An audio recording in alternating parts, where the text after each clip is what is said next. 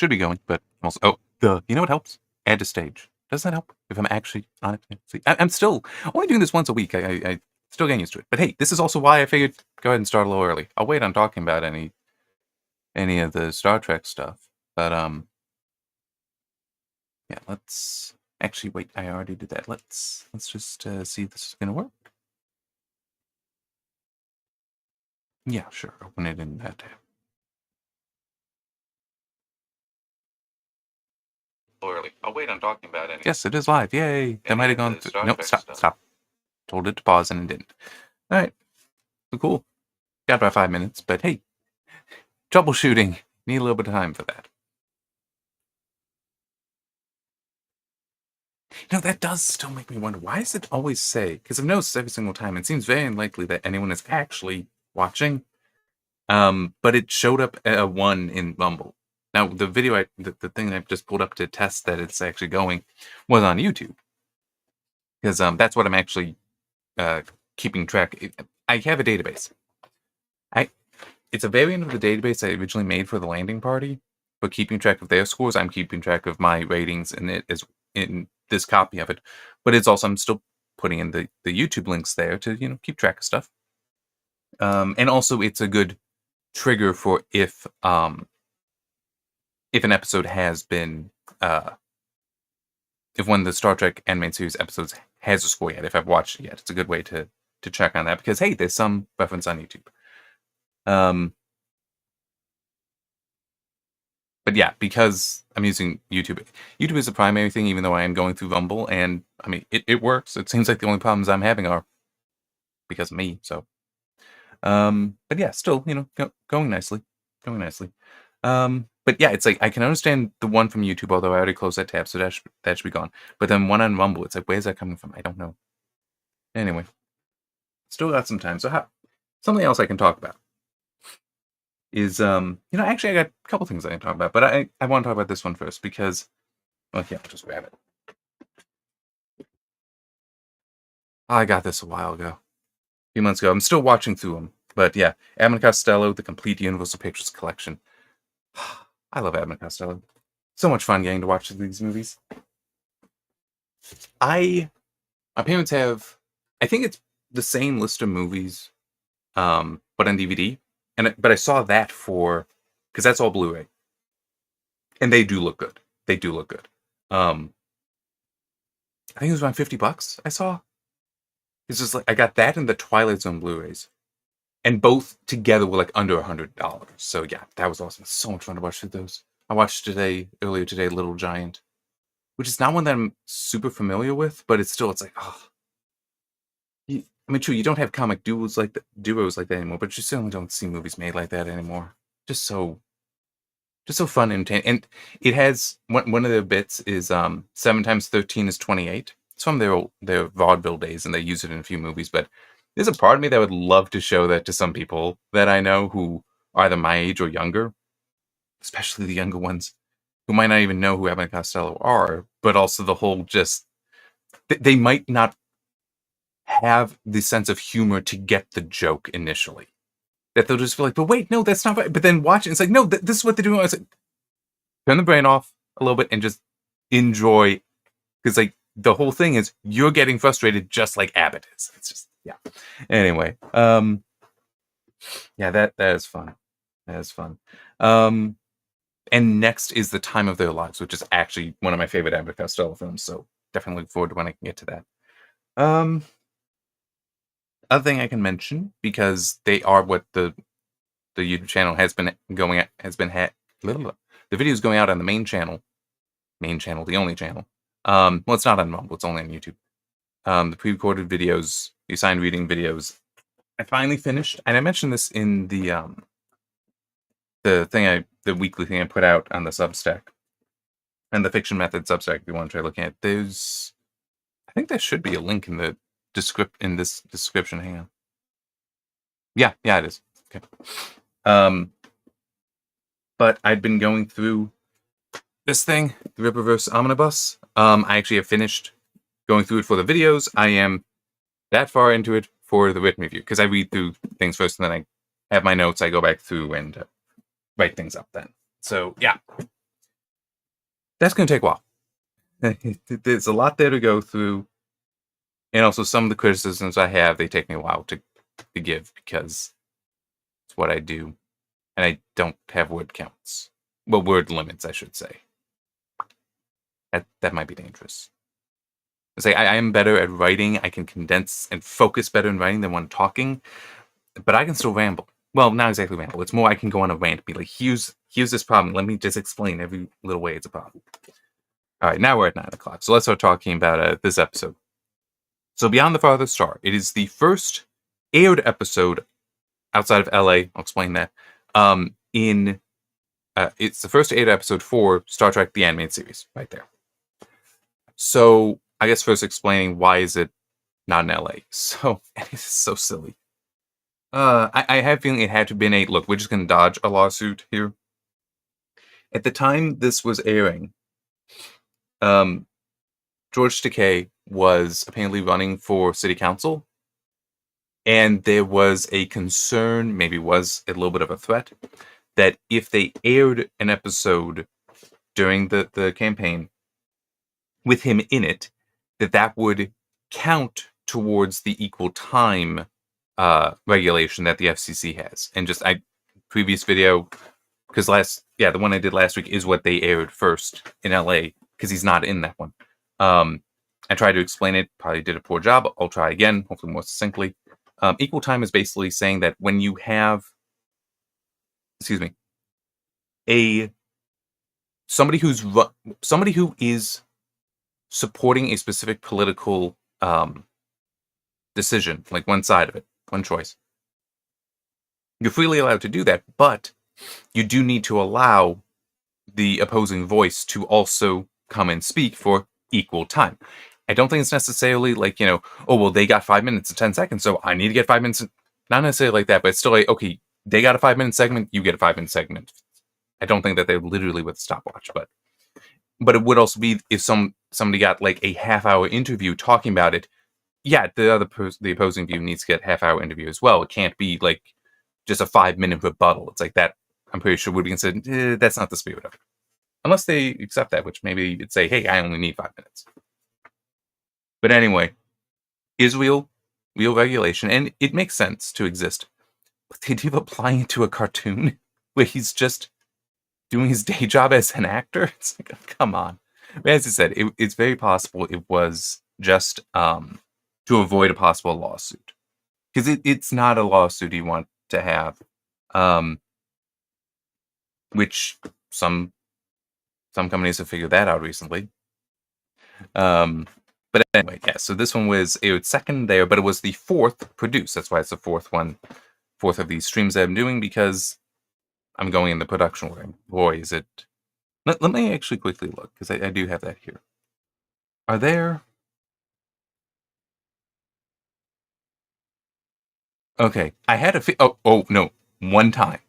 There's going to be one time that the production... that you have 2 episodes that were produced and aired in the same order. It's literally the last 2, because they were produced 21 and 22 and aired season 2, episode 5 and episode 6. That's funny. But everything else, there are some where they are next to each other, like episode production order episodes 11 and 12 with season 1, episode 14 and 13. So at least they're next to each other, but wrong order. Yeah, so anyway, this was the first one aired, fourth produced, Beyond the Farthest Star. And it's an interesting one. I do kind of like it. But, I'll just say it right now. Only give it the weak recommendation, so that's a 2 when I use the numeric labels. Because I didn't really feel a strong connection to it. But it was still an enjoyable episode. So what was it? They are charting stars. And this is actually kind of important because it introduces that's what our mission is, and they go out to a spot past. I'm pretty sure they did actually say that. Yeah, it's going out past the galaxy, past the edge of the galaxy, to investigate. There's like a dead star there. Well, an unknown object, at least a very curious, mysterious object. But there's a radio emission coming from it. It's like, That's weird. We should investigate. That's what we do. So they go there, and as they approach the object, its gravity is so intense that Spock refers to it as hypergravity. I I don't much like that. I mean, I get it, but I don't much like it. Because it's just kind of silly where it's like, oh, it's really strong gravity. So it's a really heavy object there. That's what you mean. I mean, yes, it's not a new variant of gravity, right? It's just really heavy right there, right? Yeah, then just call it gravity. That is the logical thing to do. But the gravity is so intense that they struggle to escape it. They actually can't by just reversing course. And so they do the next logical thing, which is increase speed. And this does actually, well, sort of. It does make sense, though, because if you can increase speed, not necessarily going straight at it, but if you can increase speed and go like that, enter into an orbit then. The orbital dynamics, I wouldn't say they're doing it quite right, but I mean, it could be worse. There are worse. So yeah, they do that, and then it's like, all right, well, we're here. Let's figure out about this radio signal. Is it coming from the star? No. All right, what is it coming from? It's coming from this weird ship that it is actually really weird because it looks almost organic. I'm just trying to think. I feel like I've seen something else that I could describe that I could give the name of and people might know, but it's basically one head to it with tendrils going out, and then pods on each one. And it is a very curious design, but it makes sense if it were actually an organic ship that had been grown instead of built. But as they look at it, all the pods are ruptured. It's like that's not good, especially because when they beam onto it and start investigating, it's like these were ruptured from the inside, so it was scuttled. It was intentionally destroyed by the crew. But it's also something else that it's like, okay, is it wrong? Yes. But they don't linger on it and get more things wrong. So I will say it is wrong, but then move on. Which is Spock describes it as being at absolute zero. No. I mean, just no for multiple reasons. One just being absolute zero in theory would also have particles just collapsing down. Like electrons falling into nuclei, potentially. We don't actually know what would happen, but that is one thing that's what it is. And part of how we calculate it, I don't remember the name of it, but it has to do with the relationship between pressure and temperature, such that you'd expect, and also density, so you'd expect, like for a gas at absolute zero, it would collapse down to a single point. So, yeah, it's you would not see something would not exist at absolute zero, such that you would see it normally. It would be likely some exotic form of matter. That's not what this is. There's also the fact that and yes, this hang on, let me check the air date because I do have that here. 73. Yes, that should have been known at that point that there is an ambient temperature to the universe, not to the galaxy, to the universe. It would be greater within the galaxy, but technically the CMB, this cosmic microwave background, is a form of ambient temperature.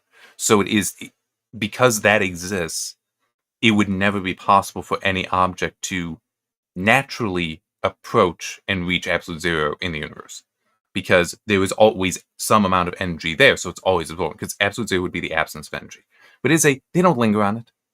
It's, I mean, technically they go and stand on it, which, not really, but they do have the life support belts on, so it's like, maybe, but it's still like, they're not lingering on it. It's not a special point. It's just, it's really cold. How cold? Absolute zero cold. Okay, let's move on. I mean, that's it. It's not like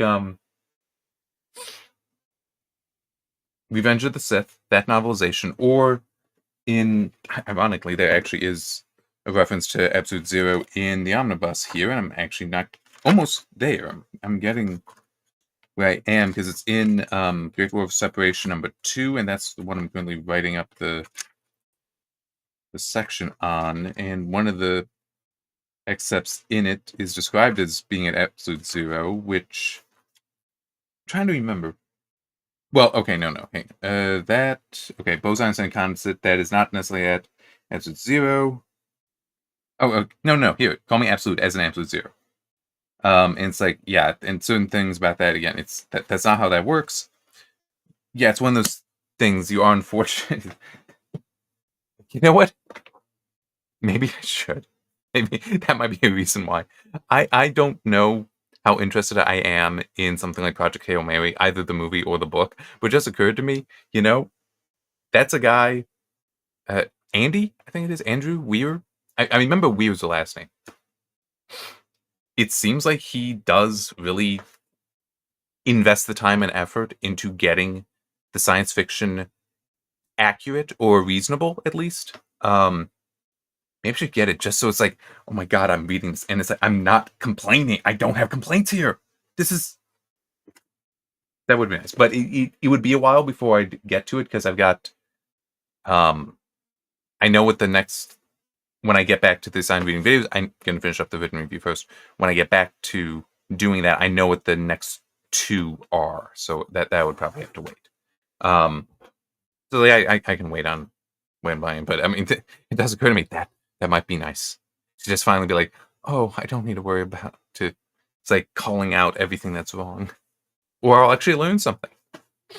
But yeah. So anyway, they gonna go investigate the ship. In order to do that, they beam over literally on the outside of the ship, so they're exposed to space, but they have life support belts, which I know they don't exist in the original series. I don't believe they exist at any point after. So I do believe that they are purely a animated series invention. But it does make sense, even in practical terms, because like putting them in a spacesuit, which is what you will see in like TNG and on.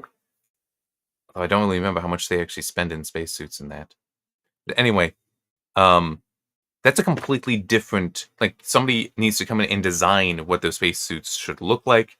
If there's any restrictions on movement that need to be captured in the artwork, and also like how their faces can be in there, and how do their heads can turn, but does the helmet turn? Like that would all be a valid question. That with a practical suit like you would have in a television show or movie, you don't have that concern as much because it's physically there. Like the calculations are baked in. But in animation, no, I can see that, especially because it's all hand drawn at this point. I can see that being we can't do that. All right, put a white belt on them. It'll look kind of like this with just put a patch here, so that it looks like the segments to it, and then just draw a glow around them. That's the field. It's like it's really simple because otherwise it's just the normal character models underneath. So it's like, yeah, that makes a lot of sense practically. So anyway, they do that. They go inside, start exploring. And they are like, oh, this is really weird. And one thing that they discover is there's now energy there, which also that reminds me, if you have absolute zero, because that would be an absence of energy, you can't have radio transmissions from that. Now we do get that explained, sort of, but it's like it can't actually be absolute zero. It can be near, could be near absolute zero, but it wouldn't actually be absolute zero. I also need to talk about the star, but I'll get to that. So they go in and they find something there that apparently this ship has the capacity to just absorb any energy and convert it and store it. They mention even movement, which is like, okay, yeah, that is an energy. Little odd, but that's where you're going. But okay, sure, why not? It's touching on fantasy, but it's like it's kind of like the absolute zero thing. They don't linger on it. It's just it's absorbing energy, any energy, but it's absorbing energy and it's actually coming back to life. Kind of wild that. Oh, I should also mention because Scotty was on the away team, when they were looking at the hull where it was ruptured, he was like, "Whoa, this is not cast. This isn't welded. It isn't formed. It's like grown. That actually looks like one of them. I think it may have been Spock likens it to like spider silk, where it was grown. So it's like this is a completely alien technology." They also 300 million years old, they figure.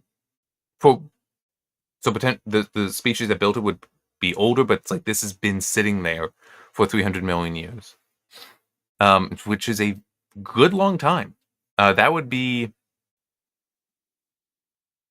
actually no. I think there was life on Earth 300 million years ago. I'm just trying to remember what it would have been. Is that? I feel like that wouldn't necessarily be dinosaurs. I think dinosaurs may have started around that time. I'm trying to remember. But it is also, I mean, dinosaurs dominated for a very long time. Like it's one of those funny things that we are closer in time to the T-Rex than the T-Rex is to the Stegosaurus or Triceratops. I don't remember which, but it's one of those funny things where it's like, what's your favorite dinosaur, kids? It's like T-Rex, Stegosaur, Triceratops. It's like those things, and it's like in Fantasia with The Rite of Spring, you have the Stegosaurus versus the T-Rex. You have that scene there. But it's like, no, those definitely lived at different times. I just can't remember if this is that example where, no, the T-Rex is closer to us than is to that. Kind of like how the Cleopatra lived closer in time to the invention of the iPhone than the building of the Great Pyramids. It's wild. But anyway. So yeah, very old ship, starting to come back to life. And by the way, the fact it is that well preserved that it could come back to life, that I'm good with. That I got no problem with. Because technically, if it is as cold as space, not absolute zero, but as cold as space, just sitting there, aside from particle radiation, which yes, it would be exposed to, but would already have to be able to withstand some of that, and also like micrometeorites or actual meteors striking it, it actually could be preserved for a very long period of time. The star is a dead star.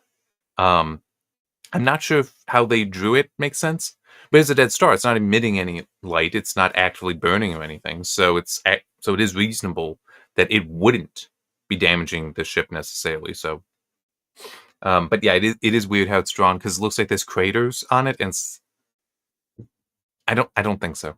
So it's also, yeah, I'm just trying to think through this. It's a dead star. So that's, for the type of stars we know of, that would be a white dwarf, hypothetical black dwarf, which this is not glowing, so it would be that.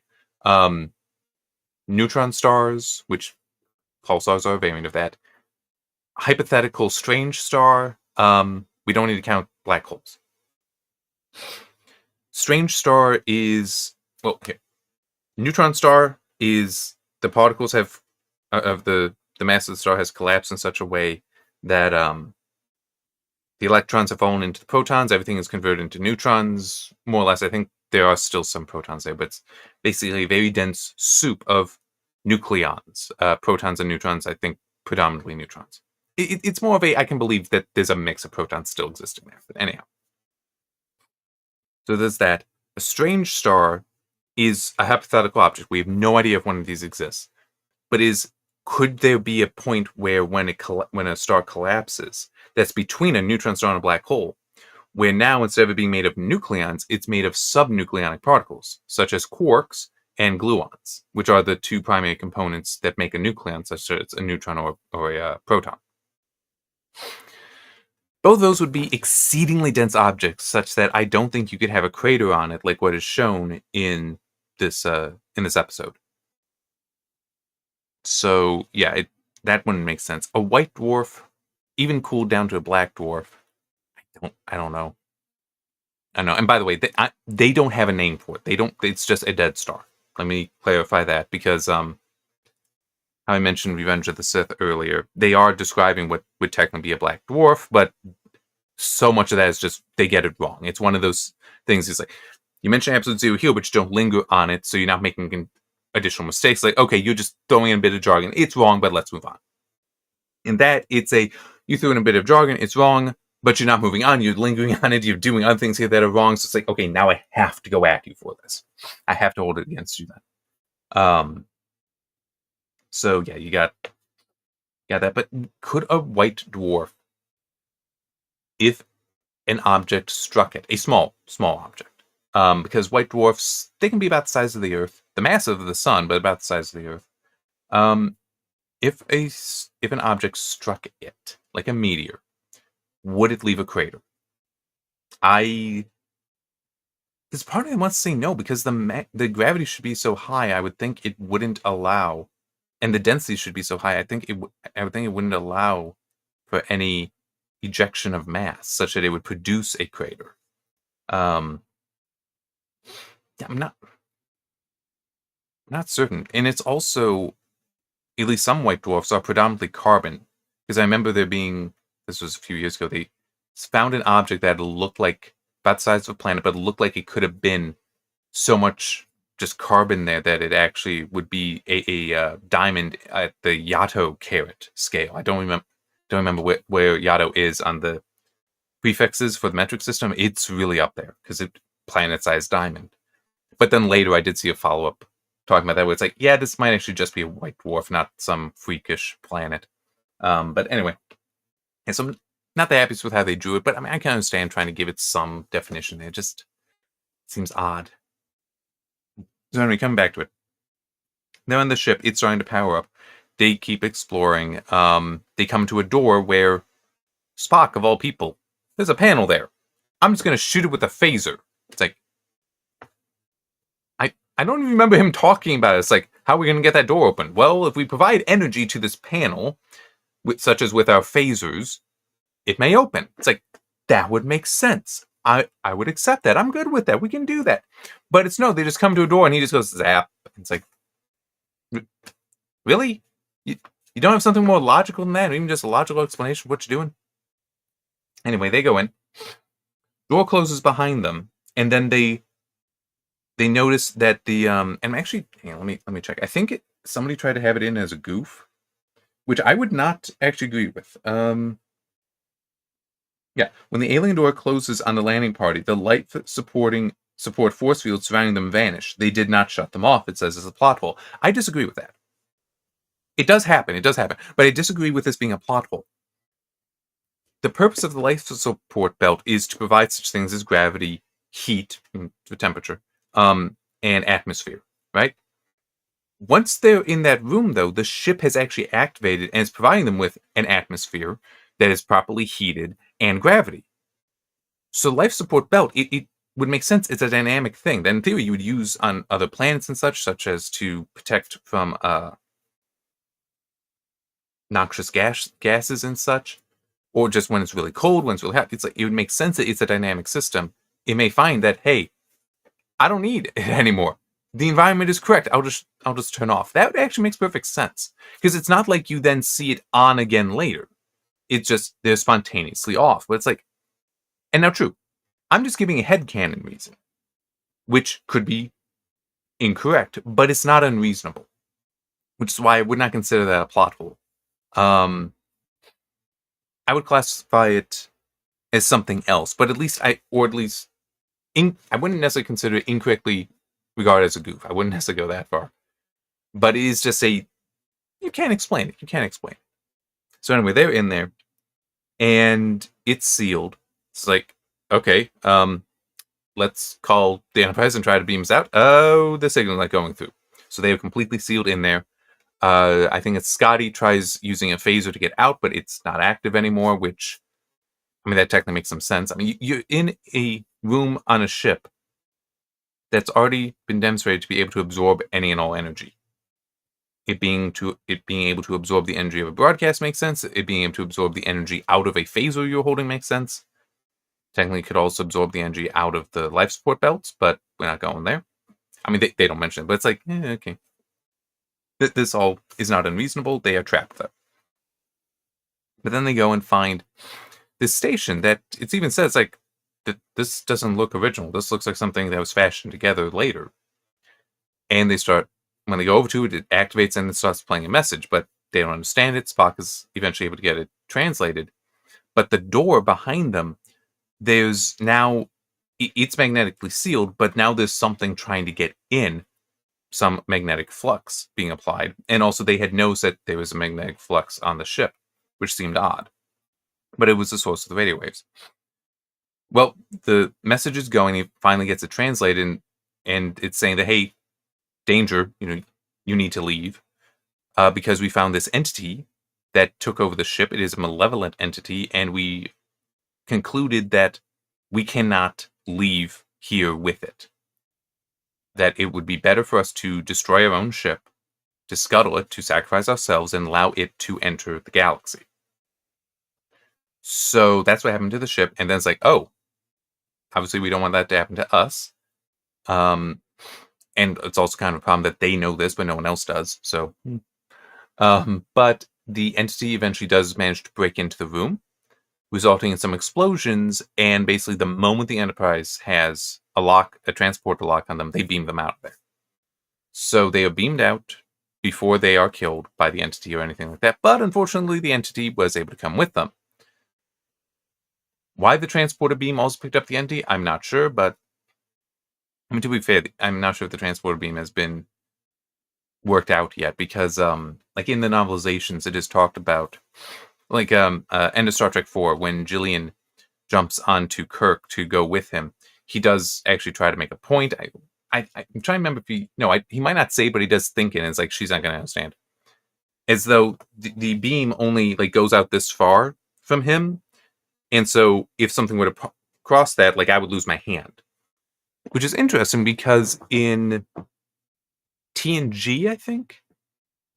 But I mean, technically also there, it seems like whenever somebody grabs onto somebody when they're transporting, the transporter beam just grows to encompass them as well. But in any case, here though, so you'd expect it to potentially just not bring the thing because, hey, it wasn't in the beam, but somehow it got in there. So now it sounds like, quick, try to beam that thing off, but before they can. It's also funny because Kirk is like to the transport officer, beam the thing out of here, and then runs over, tackles the guy out, just gets him out of the way, and then starts operating itself. Like, why didn't you just tell him? Like you already did, and let him do his job. But they're too slow. And the entity spreads out, and is this non-corporeal magnetic flux entity, spreads out into the ship, into the Enterprise, starts taking it over. And it's reading things like, well, this is bad.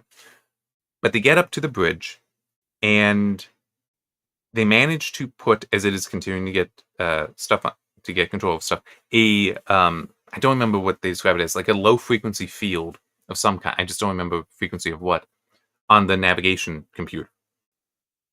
Because that's actually blocking it from being able to access there. This is something they had learned from the ship, because there were some things that, like, it wasn't able to enter the door initially because there was this low frequency field there. And it's like, that actually makes some sense. I'm okay with that. I mean, it's a little hand wavy, but it is reasonable. It's like, it's a magnetic entity. So by having a field that's at the right frequency, so would interfere with magnetism, no, that would do it. That makes sense for keeping the thing out. But then it's like, all right, well, I'm just going to study the ship and try to make everyone on board my slaves to take me into the galaxy, specifically the galactic center. Well, they don't want to do that. They also don't want to die or give up the ship. So it's like, all right, got an idea. He really hates that star. We are going to set this up so that we'll have manual control. So it controls the ship, but if we have manual control, it can't do any of that. Can't do anything.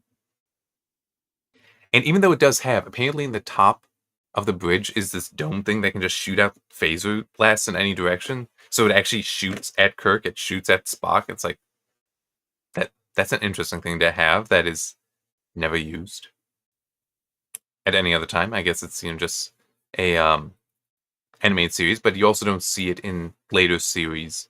I'm kind of wondering how useful would that be? Like, how many episodes might that have helped in? I don't know. But still, the idea of basically just a dome that can shoot out a phaser in any direction is that would be a useful piece of technology in some situations. Anyway, the plan is they're just going to dive at the star. They're in orbit. They're just going to terminate their orbit and go at full speed to the star because the entity wants to survive, and so we'll just flee the ship. And then just after it flees the ship, it will get stuck in the star's magnetic field. That's where it was before the 300 million year old ship. It jumped to that. But as they're going, the gravity is so intense that they will then just hit the warp drives, in order to slingshot out. Well, not. I'm not sure if you really need the slingshot there, but I mean, yeah, that they would just use a warp drive to escape, but leave it behind because it's not trapped on the star. And I actually do like how it ends because it just has Kirk talking about how it's like, yep, getting onto our mission of charting stars. Like, yep, just same old, same old. It starts and ends same mission. This was just a blip in the middle. It's like, all right, fair enough. But yeah, so it's not an incorrect slingshot maneuver technically, but yeah. And as they're leaving, you do also hear the entity basically talking about how, no, I don't want to be alone. Which is sad, but but one thing that does also occur to me, the entity is non-corporeal. It's magnetic and it is localized, but would the ship crashing into the star have actually hurt it? I'm not sure. It might not have. Oh, I also forgot to mention, when it was controlling the Enterprise, it actually destroyed the 300 million old ship, which in a way is disappointing because that would have been, well, it's an interesting idea, at least for the Enterprise, to somehow recover that. Because all the stuff you could learn, I mean, even just figuring out where it was from, because that species would be likely extinct at this point, but what ruins might exist of them? I mean, it's like this ship survived. They likely had multiple ships, so might you be able to like go back to their home world, assuming you can find that, and then from there track down one of these other ships and learn so much. That is something that they really don't do much of in any of the series. There's the Iconian Empire that's in TNG, and then briefly mentioned in Deep Space Nine. But that's I wouldn't quite count that because that was a great empire, a great civilization that spanned a lot of the galaxy. Because they have that in the Alpha Quadrant, but they also have it in the Gamma Quadrant. So it's huge how much it spanned. So it's like, okay, well that's an exceptional species, an exceptional race. So what about this one though? Like doesn't seem that it ever reached that scale. So it would be interesting to discover that. I'm just trying to remember how many episodes. They do some episodes dealing with ancient civilizations, but I don't recall how many of them were also spacefaring. Which also itself leads to the question, provokes the thought of, when you have a species achieve interstellar travel, like the Federation, like the Klingons, like the Romulans, like the Vulcans, yeah, is it possible for that species to ever truly go extinct? Because they're no longer limited to the resources of their planet, of their home planet, their home world. So they can visit others and potentially set up colonies there. So it's like, could they always have something that survives? It is an interesting question. And technically, there is one story that I wanted to have that does talk about how, yes, there are other spacefaring species that have existed, but have gone extinct. And you only have been finding ruins of them. But there are some that, I guess it would just be like they didn't necessarily get too much further than their own star system. So when they died out, there wasn't that that last survivor kind of thing. But no, that is an interesting question, because I could definitely see it being like I think it would that be the Galactic Empire series for Asimov? I know that in the Stars Like Dust, that is, you have human worlds throughout the galaxy. I don't know how broadly in the galaxy, but at least across many systems that have been there for so long, they've forgotten that humanity came from Earth initially. Which, on the one hand, is something that I can't believe, because we are not always that good at remembering our history, at remembering our origins, or really good at ignoring and trying to retell our origins. Um, but you have that on the one hand, but on the other hand, it would require interstellar travel, which would be part then of your civilization on these other worlds, and you'd think the memory would survive of, yeah, we developed that to come here, not a we developed that after we arrived kind of thing. So, yeah. But yeah, God, I don't remember all the planet names in that. It is my second favorite of the 5 S01 books I've read. Only End of Eternity do I like better than that. I really like The Stars Like Dust. It's a good one. It's a good one. Um, but yeah, I mean, I could though technically see a species leaving its homeworld and one way or another forgetting that's its origin. Um, yeah, I can see that. But is just how it would have to be forgotten. It would have to be forgotten. Like I mean, technically they have been changing them, but it would be like, why? I think that this is the case. Why is it that road tracks are so far apart? Because it is actually standard, and I'm pretty sure, I could be wrong on this. I'm pretty sure it matches old carriages, which match like to ancient times, because you would actually see in, I know like Pompeii has this. I'm not sure where else you would see it, but there are stones. They're almost like crosswalks in the roads, where they are elevated compared to the floor, the roadbed, but there are grooves cut in, and they are certain widths apart. They were basically speed bumps because you had carriages, carts that would go through. The wheels were always that same distance apart. So in order to thread through these relatively narrow cuts, you had to slow down to make sure you were going straight. Because if you were off even a little bit, you would just end up wedging your wheels, possibly damaging them. And I'm pretty sure that that width continued on into like centuries after the Roman Empire fell. But then into the creation of trains, because it's like, so with everything uses, why not keep it? I might be wrong on that though. I just don't remember. But it is one of those things where, why are cars as wide as they are? Why are trains, there can be that history that goes back so far, but people can forget it because they figure, it doesn't really matter. It's just how it is. And I can understand that, but still, there are reasons for many things. There are reasons they are that way, and need to sometimes you need to know that, sort of the Chesterton's fence thing. You need to understand that before you can really make a change, because you may find that your change is actually going to be harmful. Like, I'm now trying to remember what, I can't remember why it is that Edison chose, like for film, it's 24 frames per second. I don't quite remember why it is that Edison chose that. I know why televisions are at 60 frames per second or 30 frames per second. Why television content is at that? It's because the cycle rate, at least in America, is what for the electricity is 120 hertz. So, for example, I mean, technically not so much for these lights because the LEDs and there should be a level of capacitance in there that would keep them going.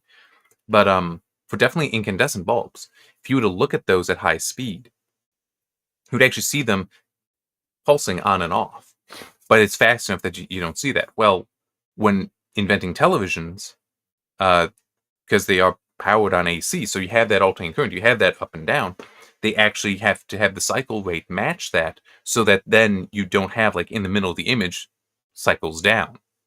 So it would have to be dim. So it actually, it's just trying to fall that way. But yeah, I don't remember why Edison picked 24. There is a reason. There is a reason why it's 24. And that is something that's, maintained to this day. All major films are still 24. The only exception that I can think of would be something like in The Hobbit. They had a scene where they did it at 48 frames per second, which I remember seeing that in theater, and it looked weird. It was one of those too smooth kind of things that just looked unnatural. Or rather, it looked like when it looked like video instead of film, which does have a different aesthetic to it. And yeah, it just is weird. Kind of glad that that never caught on. Um, I'm just trying to think, is there anything else to mention? Nothing would come to mind. But yes, film is always done in 24. Even the television shows you watch today, those are still technically film. Yes, it's done digital now, but it still is. The film standard is 24 frames per second. So if you were to buy even, well, let's say, I have no idea if it's actually coming, but let's say Starfleet Academy on Blu-ray. It's like, yeah, that was streamed, and I can believe that the streams are at 30 frames per second. But if you buy the Blu-ray and you look at the media, it'll say 24. Why? Because that's what it was actually filmed at. It went through a process to be converted to 30. But that's if it is actually streamed. I can believe that they're not. Actually, now I am really curious about that. How many streaming services actually stream at the original 24? Because it's going from 24 to 30 does risk making a reducing artifacting. It's actually one nice thing. My television is a 120 hertz because 30 goes into that and 24 goes into that, so it can actually do 24 FPS natively. One thing though, that it isn't, it's so that the frames fall properly on the cycling rate of the screen. It's not like it's not like I can have an image play at 120 hertz. That's not how this television works. It's an older television though. Maybe new televisions can allow that. I know too much. I can just ramble on. All right. So yeah, as I said, this I gave it a weak recommendation. I still enjoyed it, but I didn't really feel a great connection to it. Um, it's like, yeah, it is interesting, but it's like, and if it were on, I would watch it, but it's not a, oh yeah, I really want to start watching this, or even a, hey, come, let's watch this. Not at that level. Not at that level. So let me just see what is next week. I'll be doing episode, well, it's the 5th produced, but the 6th aired. It's titled The Survivor. And technically, it actually happened before this one. Sorry, just because I also have the star dates listed here. The star date for Beyond the Farthest Star is 5221, but The Survivor is 5143. So yeah, that's actually kind of funny because it's one of those things where star dates, I don't think anyone's ever been able to figure out what they actually mean. They're just semi-random numbers. Although they should have been trying to, with the original series and this, make sure they were consistently increasing. They did not, though, because technically it'll be a while yet. But the earliest Star Trek story that's using star dates is actually an animated series episode. The Magics of Megas 2 is 1254.4, which is earlier than any of the original series episodes that have a star date. There are some, like I think the original pilot doesn't have a star date, so don't know how early that was. But When No Man Has Gone Before does have a star date, so that's the second pilot that Shatner did. But yeah, so that's ninth. That's the 9th episode produced. But when they got to TNG, they actually, I don't know how much I can look because I do have that in here. I don't know how much they actually kept it in the correct order necessarily. Okay, yeah, no, they didn't, because just sorting by star date. 13th episode produced, 13th episode aired, Data Lore, is earlier in the star dates than episode 7, Lonely Among Us. And before episode 8, episode 5, episode 4, episode 11. So, yeah, they did not really keep that straight. But what they did do, though, because all of the star dates in TNG are 40,000 something, the first digit after the 4 is actually the season number. So all the season 1 star dates are 41 something. All the season 2 are 42 something. All the season 3 are 43, and so on. And I think, and these is, here it is. Is that, okay, good, it is shown. I'm just comparing it to Deep Space Nine, which that started in the 6th season of TNG, and they do continue with the 46 at a 46,000. They do have 47, including in season 2, Deep Space Nine, which would make sense. Season 3 is at 48, and Voyager started in season 3, so that's also starting at 48. So it looks like they did actually then continue from there, which is neat. Enterprise, that just used like regular calendar dates. So that doesn't map there, but it is still that's when with TNG, that's when they started having star dates mean something. Which also the movies also have star dates. I don't remember how necessarily well they fall in. Although, except for Nemesis, they had to be careful. Because First Contact and Insurrection were during Deep Space Nine when Worf was at Deep Space Nine. So they had to give a reason in the movies for why he was not at the station. Like for First Contact, he just was helping with Defend Earth, and so now he's available for the Enterprise.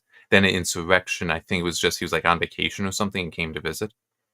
But Nemesis is post Voyager, so Deep Space Nine had already ended for a while. So yeah, they would just need to make sure that Nemesis is after the last stardate for Voyager. Do I have the films in here?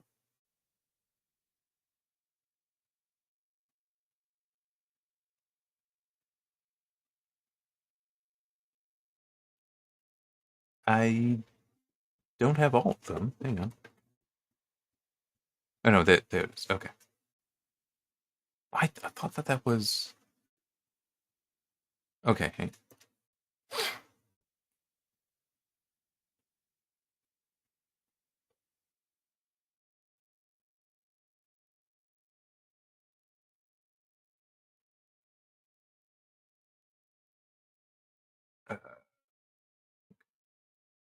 It is kind of hard to spot some of this stuff.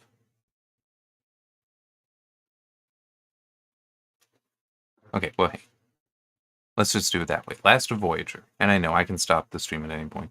Last of Voyager, the stardate was 54973. Okay.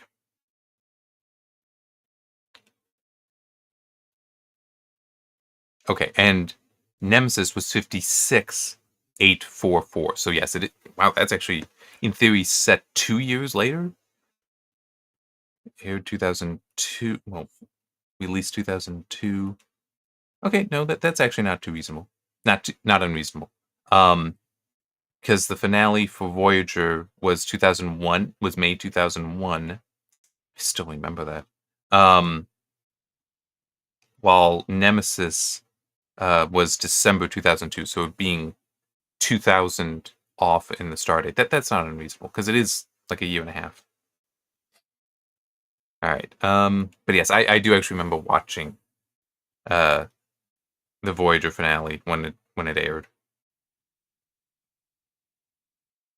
I also remember the feeling. It's like I'm watching it because it's the end of it. So like I'll watch it, and I was watching stuff leading up to it, but was definitely a whatever. Oh man, I do not know if I will keep doing these until then. Oh, that will take so long, but it's also just one of those. If I can, I don't. I don't know how much I could put myself through Voyager. We'll see. We'll just see. I have my doubts I'll make it, but who knows? Who knows? I got a while before I need to decide anyway. All right. So yeah, next week will be The Survivor.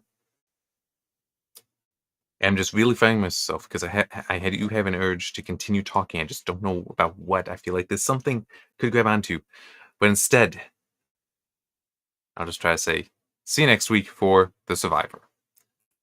And yeah, we'll see if anyone drops in. Sorry, I see the viewers here and there's no one here. But hey, you know what? Hang on. Will that work? Come on. Okay, it's not letting me do that. Can I do that? The heck? Okay, it just won't let me. I was trying to, like, just turn off the, like, remove myself from the view. It won't let me. Can you do that? No. Because I do have, like, in the background of this thing, it just says for the fun of it. And it's like, that's right. That's why I'm doing it. Not because people are watching. Because it gives me reason to watch Star Trek and talk about it. Only thing that would make it better is if I had somebody to talk about it with. But hey, I'm still having fun. I'm still enjoying it. I'll see you next time.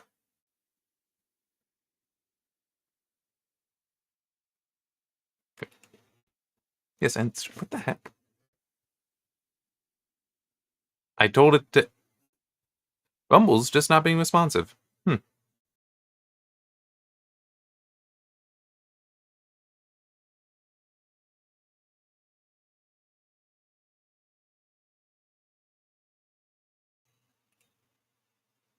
Okay.